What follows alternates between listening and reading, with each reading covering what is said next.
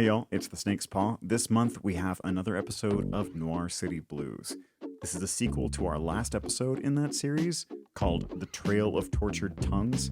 If you haven't listened to it already, go back and check it out. It's 2 episodes before this one.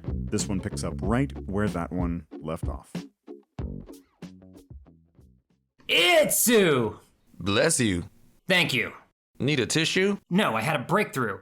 Rick didn't just arrest the wrong man, he finagled 4 foul felonies and framed a fall guy to fool his fellow officers, all for the sake of foiling the DA's corruption case. That's horrible. It's wonderful! I've always hated Rick, but now I have such a good reason to hate him. If I can prove he was in on this, they'll put Rick away for a long time. Oh my god. Put Rick away for a long time. That's so good! I don't get it. Because his name is Rick You see, he calls me Dick-fective to get under my skin, and I've been trying to think of a good comeback, but... Never mind. Just trust me. If I drop that line while I slap the cuffs on, I can't wait. But I'll need proof if I want to make the charges stick. You know how to make a case against a corrupt cop? Material evidence, credible testimony, and a clear motive? Thanks, but that sounds a little dry. Call me old-fashioned, but I don't like my cocktails neat. I'm gonna serve this martini dirty. What? A dirty martini is served neat. All I'm saying is Rick is gonna be on the rocks real soon. Once I take my shot, Rick will be so muddled and shaken and strained he'll feel like a zombie. You don't muddle a zombie. Look, Bart, you mix drinks, I mix metaphors. But let's settle up. I've got a score to settle, so it's time to pay my bill and pay Rick a house call. I was already skeptical about the clueless conclusions Rick came to, but I couldn't have guessed he was a conniving cop so corrupt he'd kill to cover up white-collar crimes. Only problem was, I didn't have much to go on, just a hunch about a bunch of half-baked evidence, and a shady figure in a bar asking about another shady figure. But if I could unearth enough evidence to implicate Rick, I could finally pay him back for being such a jerk. Oh, and I'd exonerate a man who was wrongfully imprisoned for crimes he didn't commit. I guess there's that too. But before I did any of that, I needed to keep tabs on Rick and see who he was fraternizing with. And you know what that means. It's time for a stakeout. Is there a perp you need to take out? Make sure there's no reasonable doubt. Better buckle down for a stakeout. We need to make sure those charges stick. If you want to make that bust real quick, you better get a stakeout sidekick. Everybody needs to count some sheep. Steve is here to look out while you sleep. Just try to ignore that he's a creep. So grab chips and dip and Mountain Dew and hunker down for a night or two. See what a sidekick can do for you.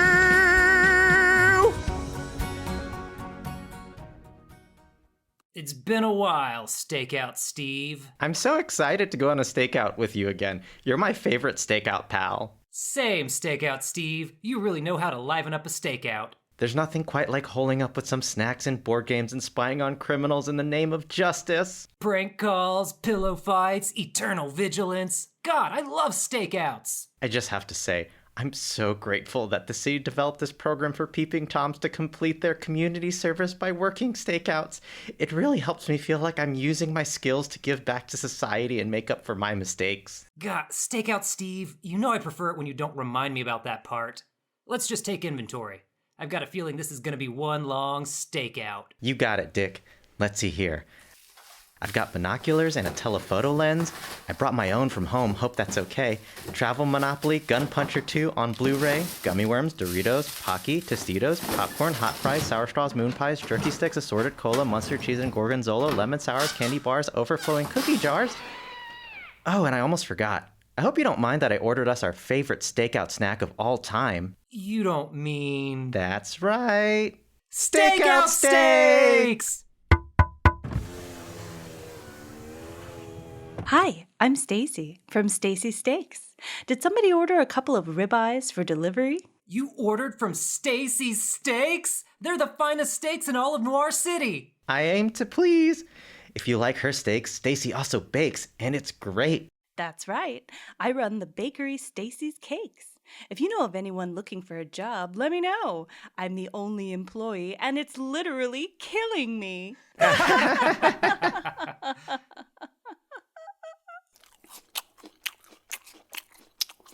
Well done, Stacy. Thank you. No, I mean, these steaks are well done.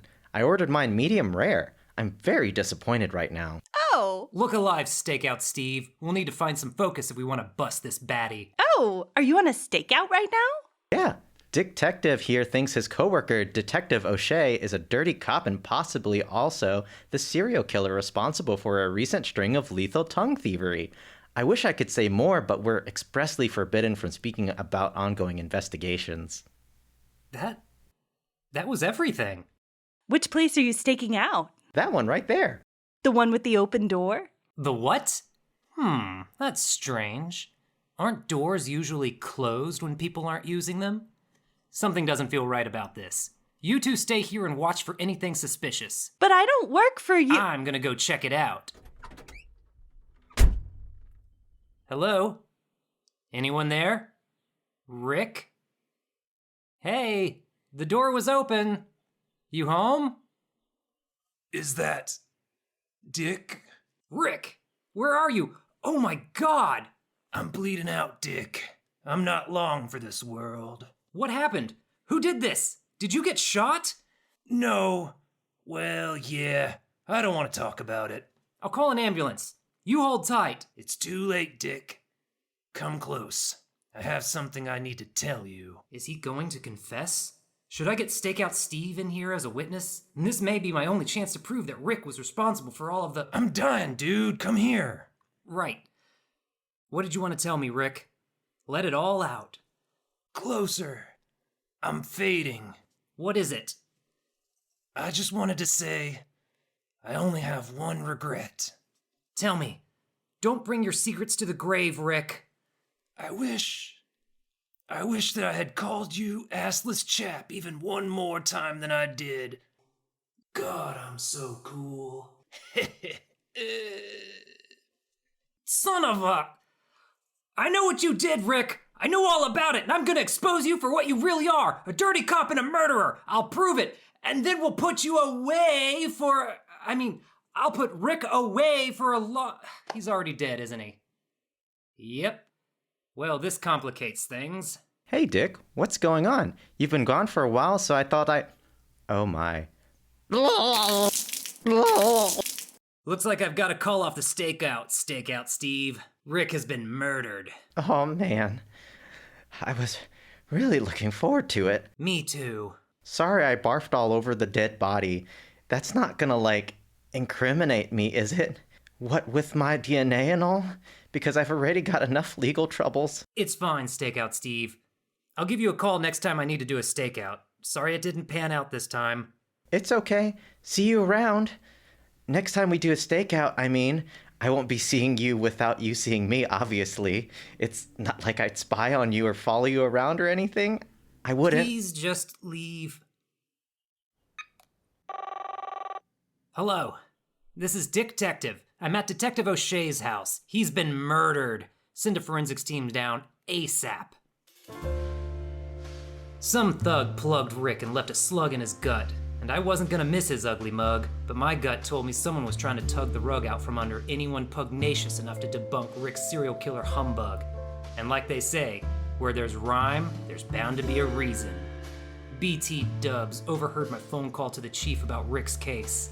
He knew that I knew that something was fishy. And if I reeled Rick in, Dubs reckoned I'd get them all, hook, line, and sinker. So they made sure I found Rick dead in the water. I doubt Dubs pulled the trigger, but I'd bet he paid the guy who hired someone to find a middleman to broker a deal with a hitman who did him in. This put me in a pretty pickle, because now I had to prove that Rick plotted to place a patsy in prison while pursuing the punk who polished him off. But speculation could wait. The crime scene techs were arriving, and one of them looked a lot like someone who I could barely remember. Frank Lightly? Is that you? But how? Easy mistake to make, Detective. I'm Frank's identical twin brother, Ernest. Ernest Lee. You and Frank have different last names? Yes, we're twin half-brothers. Same fathers, different moms. What? But I don't want to bore you with genealogy. Let's talk forensic pathology. Do you have any idea what happened here? I've got a theory, but the details are hazy. When I arrived, the door was ajar, so I stepped inside and found Rick just before he died. He was still conscious? Did he say who shot him? I asked, but he didn't want to tell me. Strange. You said you had a theory? I can't reveal too much. I don't have proof yet. But let me ask you, do you think Frank could have committed those murders? What? What murders? The alleged serial killings. Tongues getting chopped out. Rick arrested Frank for... Frank's been arrested? Yeah, and charged with 4 counts of premeditated murder. 4 murders? Yeah, by now he's probably the most popular prisoner in the pen. They don't take too kindly to law workers on the inside. Probably popular pen prisoner. Sorry, I thought you knew. Frank has been. But when did this happen? It was... Well, now that I think about it, it happened earlier today, like 5 hours ago, maybe? How would I know? No one told me. Sorry, it feels like it's been months. Frank is a serial killer? Does that mean I'm a serial killer? We're identical twin half-brothers. That means I'm 50% likely to also be a serial killer. I don't think it works that way. This doesn't make any sense. We always had an understanding that if one of us were to turn evil, we'd grow a mustache and a goatee. Tell me, Detective, did my brother have a mustache and a goatee? What? A mustache and a goatee, Detective, did he have one? No mustache goatee combo. Then it couldn't have possibly been him. I know that won't hold up in court, and even if it did, beard law is tricky. Look, Frank didn't kill those people. That's my theory. I believe Rick framed Frank for crimes Rick committed, and now Rick has been killed to protect someone else. Why wouldn't you lead with that? I nearly had a panic attack. I didn't mean to... You have to go and visit Frank, right now. Well, I am the one in charge of this case. I'd go myself, but some jerk didn't show up for his shift this morning, and now the whole forensic team is behind schedule. Right. Well, I have some questions I'd like to ask him anyway. He worked with Rick on the case, so he might have noticed something I overlooked. Rick could have easily framed anyone in the world he wanted, but he chose my brother. Why? Something doesn't add up here. Okay, I usually save that kind of introspection for my internal monologue so I have something to do during the scene segue, so... Time is of the essence, Detective. A killer is out there, and not just any killer. A killer who kills killers, and he's already killed one killer. Okay, I'm gonna go visit your brother now, but not because you told me to. Something was bugging me. Rick could have easily framed anyone in the world he wanted, but he chose Ernest's brother. Why? Something didn't add up here. Time was of the essence, so I made my way downtown to NCP. That technically stands for Noir County Prison, but it might as well mean National Convention of People Who Hate Me. It's one thing to make enemies. It's another thing to pack them all in one place so they can join forces to plan their revenge. I needed any lead I could get, even if it led me right into the lion's den. But I'd be lying if I started denying my fear of getting pumped full of lead. Luckily, they were all behind bars. But words hurt, y'all. Words hurt. Oh, look who walked in. The one and only assless chap. Dang it! Who told you about that, Dee Dee? Not cool. I'd like to give assless chap a permanent nap, if you catch my drift. Saul Slaughter? They've, for real, put my 2 worst enemies in a cell together? Oh, that's so messed up. Don't men and women have different wards? What's messed up is your retrograde views on the prison system. We're integrating. Dee Dee, he'd rather drop dead than read an op-ed about co-ed captivity. It ain't just the penal system anymore. There's more clams jammed in the slammer than ever before. Your mother's in here with us, Dick. Would you like to leave a message? I'll see that she gets it. You leave Mama Tective out of this! I thought I told you 2 lapdogs I didn't want to hear your yapping anymore. It's warm enough in this joint without you windbags blowing hot air everywhere. Frank Quitely? But it's Tective. He's the pig that put us in here. You talking out of turn? You must want to savor the flavor of the back of Frank's hand. Sorry, boss. Don't you have work to do? I need those shivs tonight and they ain't gonna carve themselves. Yes, sir. Dee Dee, make sure we aren't bothered. That includes the guards. I have important business to discuss with my friend here. Anything else? Could you get us 2 glasses of Henri Fort d'Orléans Heritage Cognac Grand Champagne? On it. 2 glasses of fancy toilet cognac. Coming right up. Hey, Dick. Did you just give orders to Saul Slaughter and Dee Dee Dardar? They're both convicted murderers. Yeah, they need a firm hand. Literally, sometimes. But it's good to see you, Dick. Do you have any news? How did I end up here? I still can't make sense of it. Rick framed you. The murders were an elaborate cover-up meant to undermine the DA's corruption case. Rick? A murderer? Can you prove it? I was planning to tail Rick and turn up some dirt on him, but he turned up dead, and now my investigation is turned upside down. But I was hoping you could help turn it around. You worked on the case with Rick. Is there anything odd that stood out? There is one thing. At the first crime scene, Rick shot at a lurker and ran down an alley. That's why I showed up. I was responding to a noise complaint. Thing is, I never saw any lurker. And that got me wondering, who would call in a noise complaint at an abandoned industrial site? No one lives anywhere near there. So you think, what? That Rick called in the complaint himself? But why? When we first showed up at the crime scene, he seemed really annoyed to be there. Like he didn't want to be assigned to the case. He wanted someone else on the case. To show off. That's why he called in a complaint. He wanted to see another detective get fooled by how clever his plan was. That is so Rick. There's a recording of the call in the evidence locker. If it is Rick who made that call, do you think that'll help? I'll be frank with you, whatever your name is. We'll need more than that to get you out of here. But the more suspicious Rick looks, stronger our case looks. I'll check it out. I went down to NCP hoping for a breakthrough, but I barely got enough info to break even. It's essential to have substantial evidential credentials to make a case consequential, and our clues were looking pretty circumstantial. For now, I'd follow up on every crumb we got, but I'd need to find Rick's killer if I wanted to prove there was a conspiracy. Since I was headed to headquarters already, I took a detour to see if Morgan Jordan had made any headway on Rick's purported murder. Oh, hello, Dick. I was just on my way to lunch. Rummaging around in Rick's ravaged viscera gave me a real craving for rare roast beef and gravy. Mind walking with me on the way to the evidence locker? I have some questions about Rick's death. Did you finish the autopsy? Oh, yes. Open and shut, so to speak. Detective O'Shea expired from blood loss caused by a self-inflicted gunshot wound to the aorta. Wait, self-inflicted? That's right. According to the ballistics report, the bullet lodged in his podge was discharged from his own rod. You think it's a suicide? Who shoots himself in the aorta? That is so Rick. I ought to clarify. We don't think it's a suicide. It seems to have been an accident. I ruled it death by misadventure. You missed evidence for sure. Couldn't someone use Rick's gun against him? It's cold-blooded, but murderers aren't known for taking the high path, ethically. Hypothetically, but analysis from the crime scene suggests that the bullet made contact with another object in the room before making contact with Rick's abdomen. Rick's a bad man, and it sounds like karma didn't pull any punches. So when he fired his handgun, the bullet bounced off of a surface and back to Detective O'Shea. Correct. Richard O'Shea was killed by his own bullet deflecting off of something. But why was he firing his weapon in his own house? He must have been shooting at someone. I suppose so. There may have been a trespasser, but if so, they seem to have escaped unscathed. A shame. A double autopsy is always a titillating opportunity, or as I like to call it, a menage a trois. Well, here's the evidence locker. Thanks for filling me in, Dr. Jordan. Happy to help. I spend most of my time emptying people out, so filling them in every now and then is a nice change of pace. And just like that, this investigation was deader than Rick.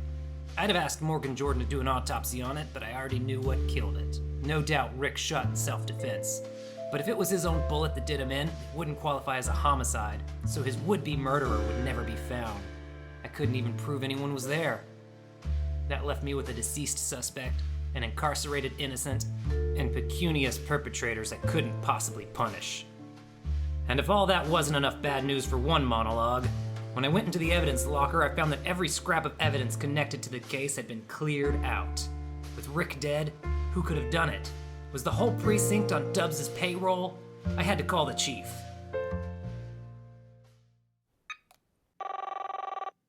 Hello, Rick. I was just going to call you. No, Chief, it's... I got all of that extremely sensitive evidence that you asked for. I left it and all the other BT Dubs related stuff at the burn pile drop-off point, just like you requested. It was a very difficult task to do while blind. You mean...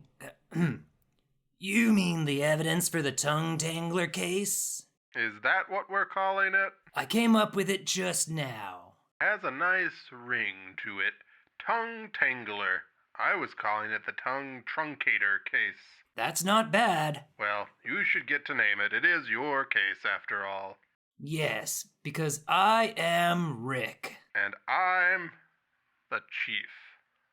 Anyway, why were you calling? Oh, it was about the evidence. Just wanted to make sure you dropped it off like I asked. Can you remind me where the drop-off point is? Oh, Rick. Always asking me how to get to places that you gave me directions to. It's the abandoned lot near the intersection of Sketch Street and Vice Avenue. And why did I want to drop it off there? Sorry, I've just been so busy with the case and not being dead and all that. I understand. It seems like not being dead takes up most of my time.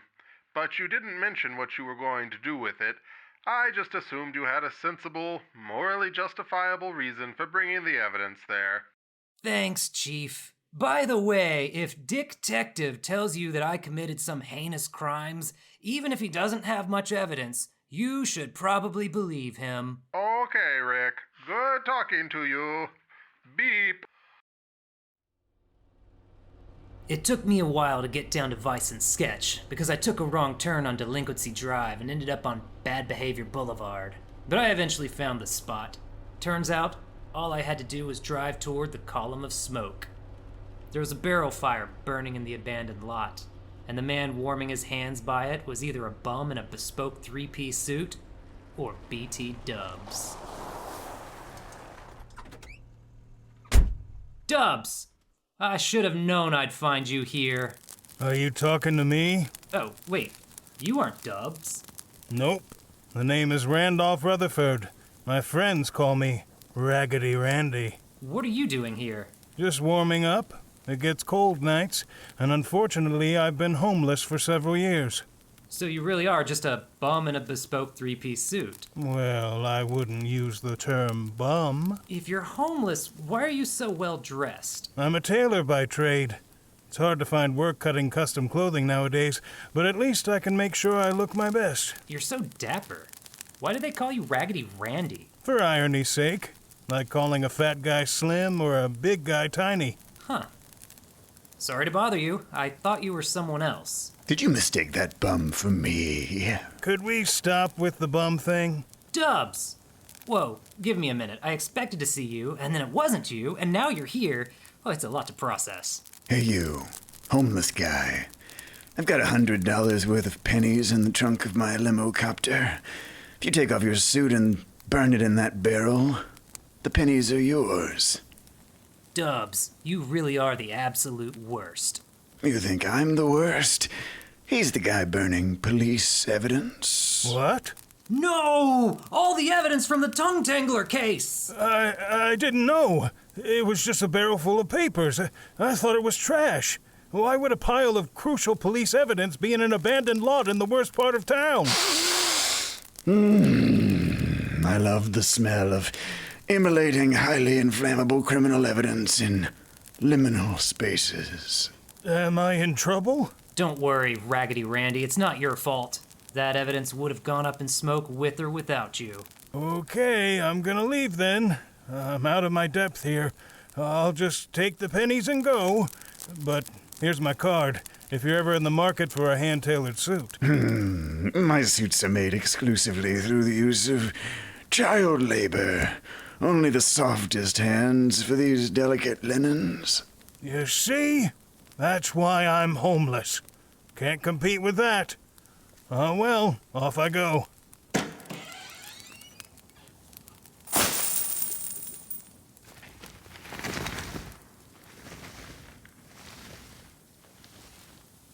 Dubs. I know all about you and Rick and the DA's corruption case. Once Rick had taken care of Damon Dawson, he was just another liability, so you took care of him. As I understand it, Rick died by his own hand. Perhaps inadvertently, but incontestably so. True, an associate of mine may have dropped by to discuss some business, but is it his fault Rick assumed the worst? Rick always was quick to bicker. A lucky break for you. And now you've burned anything that might shed some light on the case. Me? You heard that homeless fellow. He lit the fire himself. I just happened to be passing by. But not all the evidence burned. I found this on the ground. What is it? Oh, just a key piece of evidence linking Rick to the snitch slayings. I see. Since Rick dropped dead, there's no harm in his corpse taking the fall. You're welcome to have it. Just do me a favor. That missing persons case you're in on. Promise me you won't look too hard. The missing persons case? Didn't the chief assign you to... Oh, God! Oh, the missing woman! God, I keep forgetting about that. Perfect. Here you are, Dick.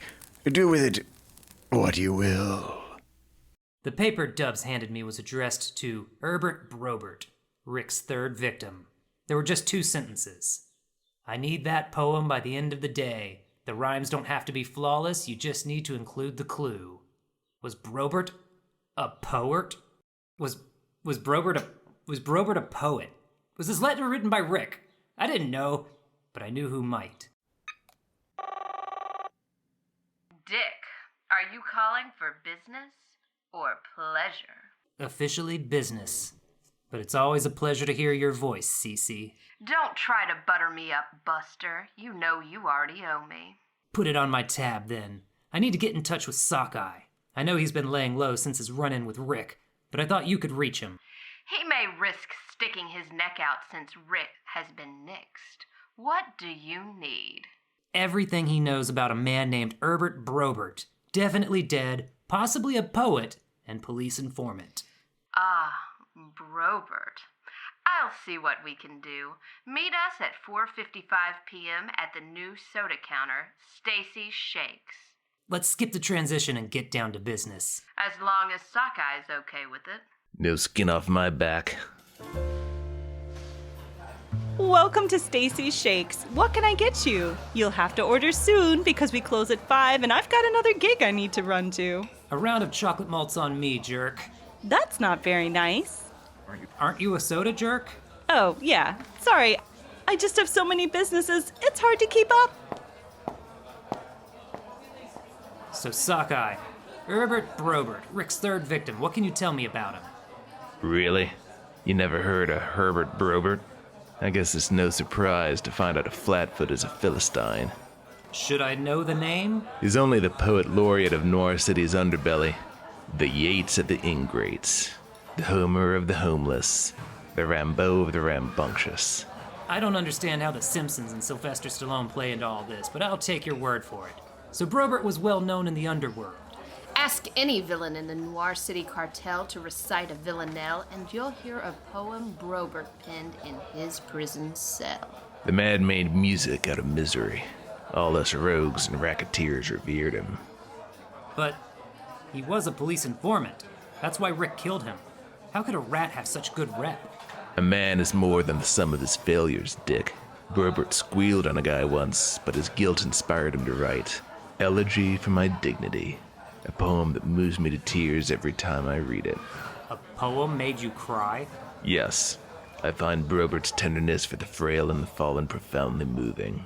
I just assumed you were born without tear ducts, or that you'd had them surgically removed. I actually lost them in a horrific mascara application accident. I had to get implants.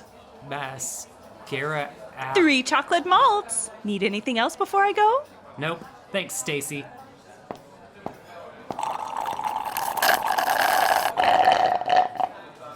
Why the sudden interest in Brobert? I need proof that Rick was the killer. Here's a letter to Brobert. I suspect Rick wrote it. So you finally figured out that Rick wasn't harboring hidden poetic potential. I knew Brobert's handiwork the moment I heard the poems. The rigid formal structure, the dense use of alliteration and consonants.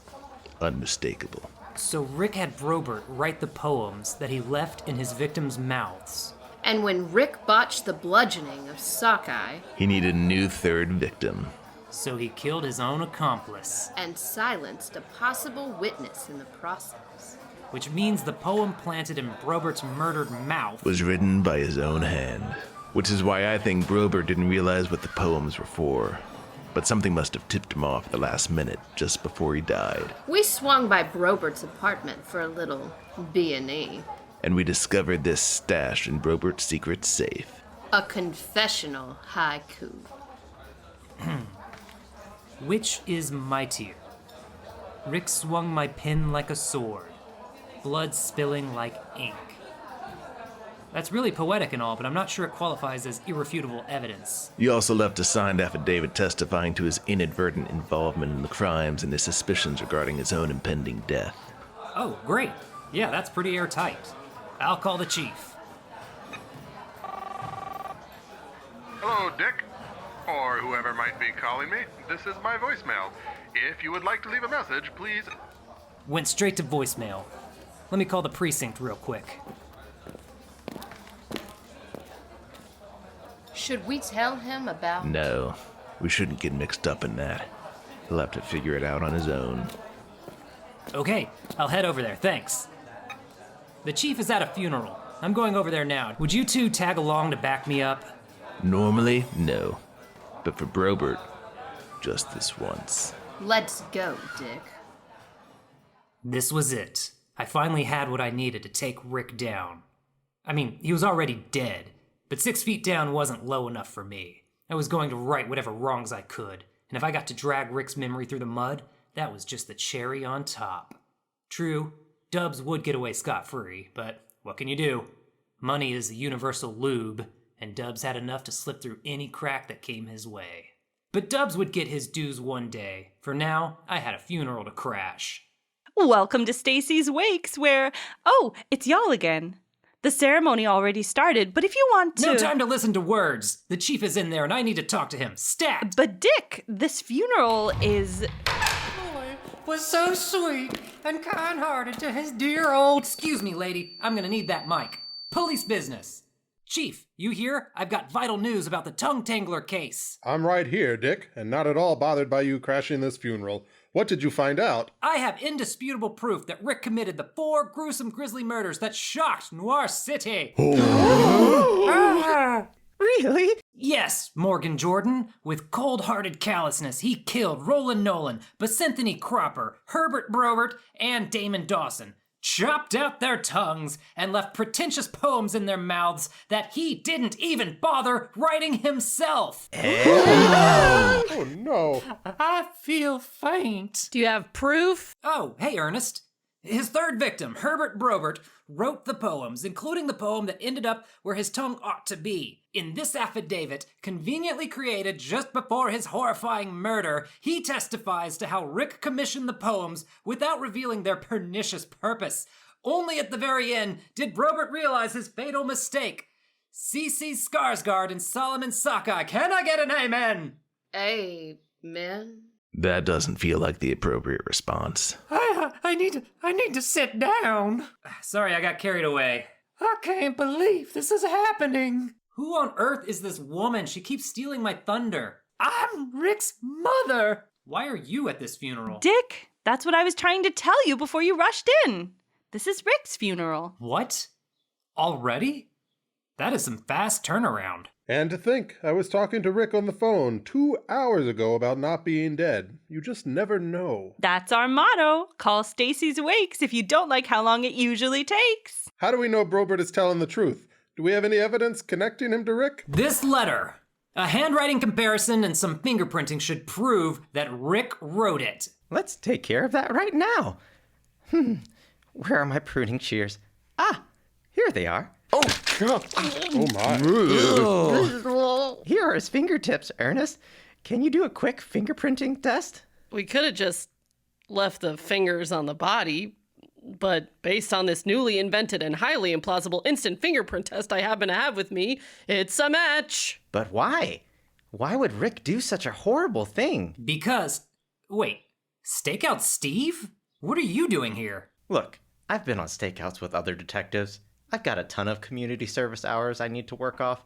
But believe me, you and I have something special. Our stakeouts are the best. Aw, I feel the same way, Stakeout Steve. But why would Rick kill all those people? What the heck? Raggedy Randy? You knew the deceased? Oh, no. I was just getting into the spirit of the moment. But why are you here? I go to funerals for the free food. Usually I have on a three-piece suit so people don't question my presence. I'm realizing that I'm way more conspicuous in my underwear. Man, everyone is here. Bart, you mixing drinks? You want one? Could I get a corpse reviver? No. Not at a funeral. Never again. Not after last time. Do you know how to make an epic climax? 1 part bitters, 1 part sweets, 1 part symphonies. Thank you for proving my innocence, Dick. Frank? And Dee Dee? And Saul? Hey. Hey. Why aren't y'all in prison? Oh, you know, loopholes. Oh, my baby boy. I miss him so much. Oh. But Dick, you never said why Rick committed these atrocities. I'll tell you, Ernest. I'm Frank. I'm Ernest. We really need to hire more actors. It's not in the budget, Dick. There's a budget? No. Could you explain why Rick performed such unspeakable acts of depravity? I didn't know him, but you've got me invested now. I believe that Rick was a dirty cop who framed Frank as a serial killer to cover up the motive behind the murder of Damon Dawson, who would have taken the stand in the DA's corruption case. So Rick wasn't just an unrepentant murderer like me? He was also a corrupt cop? Disgusting. It can't be true! Rick was definitely dirty, no doubt about it. Wait, you knew? Why weren't you keeping tabs on him? I can't keep tabs on every dirty cop.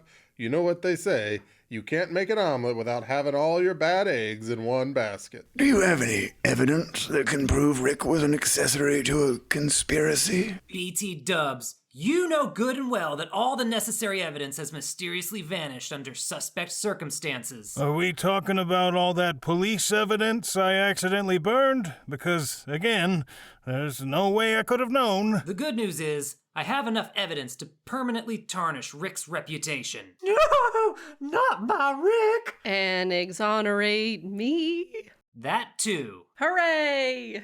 Well, what about me? Dee Dee, you weren't framed. You did the murder. Fiddlesticks. Well, it was worth a try. Excuse me, this is all quite exciting, but I get the feeling the funeral is coming to an unexpected end, and I have a statement the deceased left in his will that I am legally obligated to read to those attending his funeral.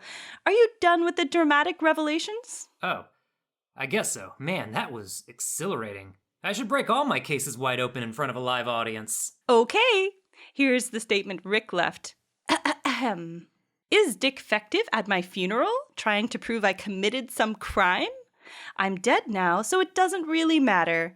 He's probably right, I've done tons of crimes. But my last request is for everyone at my funeral to call him Assless Chap. Oh my! Gasp. What? Assless Chap! Assless chap. Assless chap. No! Assless chap? Assless chap? Assless chap. Assless chap? Assless chap. Nothing personal, Dick. Assless chap. Assless chap. Assless chap. Assless chap. Assless chap. Frank, really? I just proved your innocence. Sorry, Dick, it's a dead man's final wish. He killed so many people and blamed you for it. Assless chap. Assless chap. Assless chap. That's my boy. God, I hate Rick.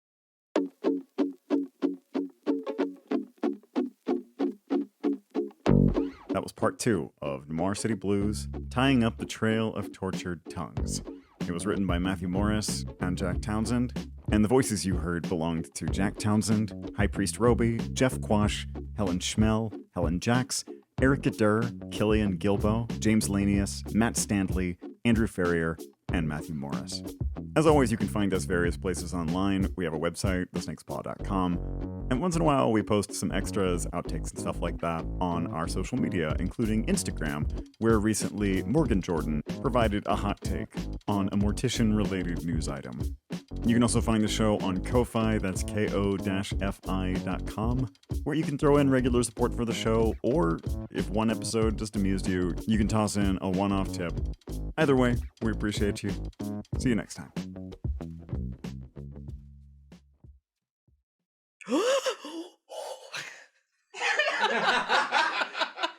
Helen braved the rare compound gas. I think she just had an asthma attack halfway through that one. I'm sorry.